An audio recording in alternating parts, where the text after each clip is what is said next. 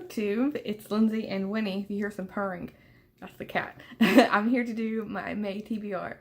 This won't be every book I'm going to be reading in May because I read a lot of books, and if I talk about every book I'm going to be reading, then we'll be here for quite a long time. So I'm just going to be talking about, I guess, the majority of the books I'm going to be reading. And so the first couple that I'm mentioning are all for read-alongs. And so the first one I'm talking about is the read-along that Steve Donahue is doing. Normally he does like one book per month, but for the month of May, he's decided to do 4 shorter works, and they're all classics. So the first one is The Sorrows of Young Werther by Johann Wolfgang von Goethe. I'm sure I'm butchering that name. But this is supposed to be like the first confessional novel, and it's about like unrequited love. This next one is one I've been meaning to read for a while, ever since like studying political science in high school. And this is The Prince by Machiavelli. This is a picture of my edition. My cat's like rubbing against everything. This next one is one I have read, and I wasn't a fan. I don't really like allegory. I don't know why, but I don't really like allegorical novels. But this is Heart of Darkness. I get my cat out of the way. Heart of Darkness by Joseph Conrad. And this is a dark allegory describes the narrator's journey up to the Congo River and his meeting with and fascination by Mr. Kurtz, a mysterious personage who dominates the unruly inhabitants of the region. So maybe I'll like it on the second reread. And this last one for his read-along is Common Sense, which is another one I've been meaning to read forever because, you know, it comes up when I read about the American Revolution. And I was like, oh, I really should read that to see, you know, the influence that it had. And this is the picture of the Penguin Classic. What's a picture of, I'm assuming, Thomas Paine. And then the other read-along I'm doing, I didn't have a picture for, is for the Betsy Tacy series. I'm not sure what the next book is going to be for that, but I think we're on the 6th book. And so hopefully to enjoy that. And right now, Betsy Tacy, the whole group are in high school. So I'm assuming they're still going to be in high school, but we'll see. And this last one for a read-along is for the Wheel of Time read-along. And this is The Dragon Reborn by Robert Jordan. This is book 3 in the Wheel of Time series. And this is, they're doing 1 book a month. So I'll leave a link in the description below. It's like I think it's Wheel of Time read-along, like WOT. But yeah, I'll leave a link so if you wanted to check it out. And so you still have time to catch up if you're behind, because we're just starting book 3 this month in May. And so this is a reread for me. I really like the series. It's one of the first like really long fantasy series that I got into. And so yeah, book 2 and 3 are like some of my favorites of the series of the 14 books. And so I'm really looking forward to that. And I just recently discovered that they have a Goodreads page. Like I didn't really use Goodreads that much for like group discussions and stuff. But I thought I would get involved this month. A little bit late to the game with that, but I thought I would get in with a group so I can converse with everyone who's reading the book maybe for the first time. And then I'll also mention the physical books that I'm going to be reading now that I finished talking about all the read-alongs. Are the ones I just got, because when I purchase a book, I don't want it to be sitting it like not getting to it. So I'm like gonna make myself read them. It's not torture. The first one, this doesn't have a cover, it's just a black. It's fine. But this is the illustrated edition of A Brief History of Time by Stephen Hawking. Let me see if there's a cover picture. No, it's just print. I was thinking maybe there'd be a picture, an illustration for the title page. But the book is illustrated now. Let me show you some pictures. The book is illustrated, so it will help me understand some of the physics involved. And then the other physical book I have is In the Company of Bears by Benjamin Kilham. And this also has pictures of lots of black bears. And it seems to be focusing just solely on black bears. I have read a book focusing on grizzly bears. They're very aggressive brother to these more shy creatures. And so I'm hoping to learn some more about black bears.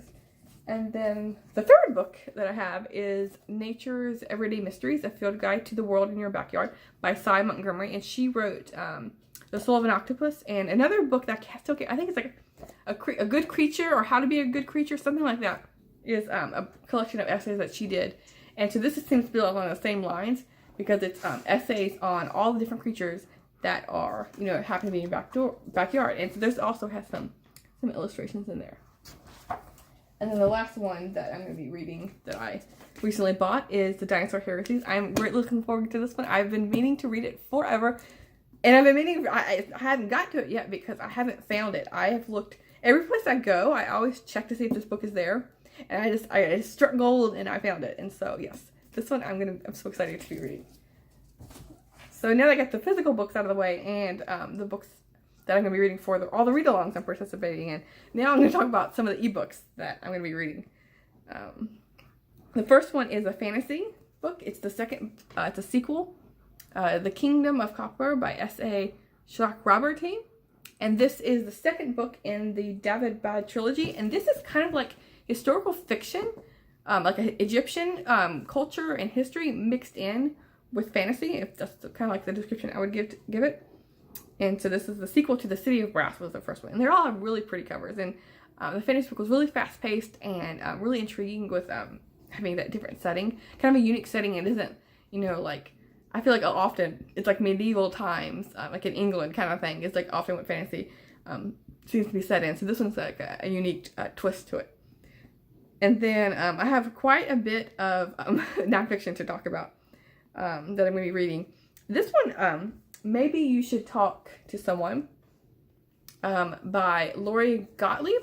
I put a request on this book when I heard about it, and it projected my hold to come in like for like 6 months down the road. And I was like, oh my goodness, this book is popular. I'm like, I'm never gonna read it. But somehow, maybe they bought more editions when they saw how popular it was.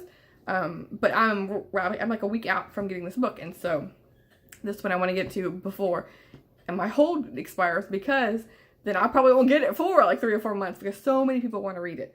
And this is Maybe You Should Talk to Someone, a therapist, her therapist, and our lives revealed.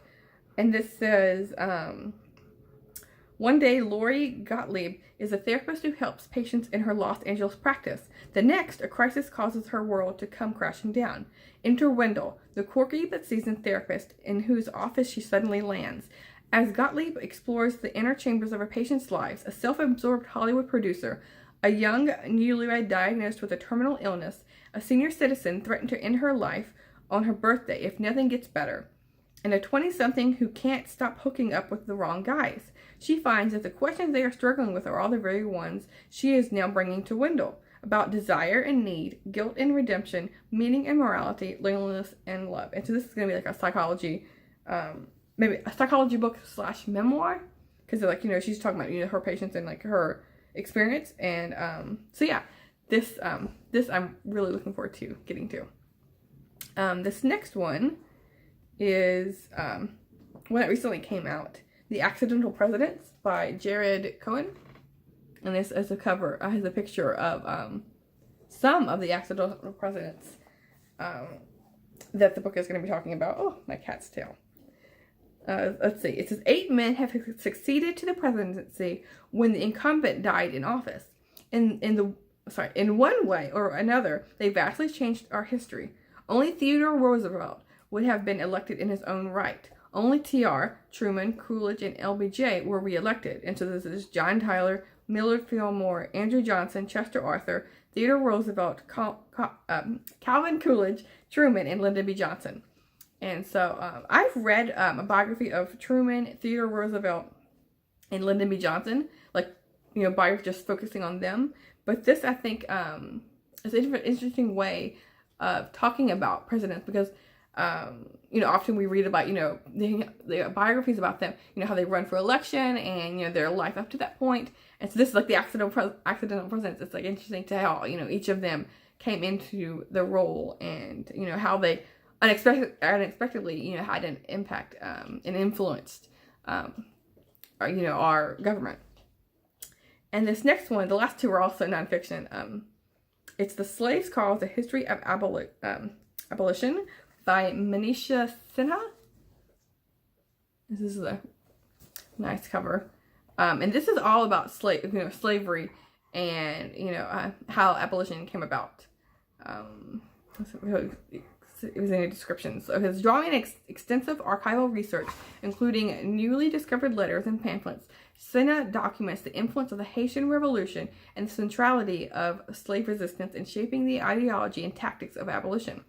This book is a comprehensive new history of the abolition movement in a transnational context. And I think that's going to be like one of the key parts of, you know, why I want to read this book, because, you know, it's a transnational context. You're talking about the Haitian Revolution. It's not just talking, you know, about, you know, like the, you know, abolition after the Civil War. So, yeah, this will be quite an interesting, I think, an informal read for me. And this last one, talking about wars, this is focusing on World War II, and it's Hiroshima by John Hersey, with this really cool cover. I just read Chernobyl last month, so this one, you know, talking about nuclear energy, I think that's what brought to my mind to want to get a hold of this book. And it says, on August 6, 1945, Hiroshima was destroyed by the first atom bomb ever dropped on a city. Let's see. Told through the memories of survivors, this timeless, powerful, and compassionate document has become a classic that stirs the conscience of humanity. And it's a really short book. It's only 152 pages, what this edition says. And so I'm sure there'll be notes in the back. So it's going to be less than 150 pages, really. And so like a short, sweet book about, you know, what happened with Hiroshima. So yes, these are all the books I'm going to be reading in May. Not all of them. There will be more, but I'll hopefully, like, because I really like enjoying doing my Monday reads that I was doing last month, and so I'm hoping to include that throughout this month, so you can see all the other books. I can talk about the other books that I'm planning to get to week by week. But yes, this is like what I really want to focus on, are these books. Let me know if you've read any of these, and thanks. I'll see you soon. See you back to BookTube.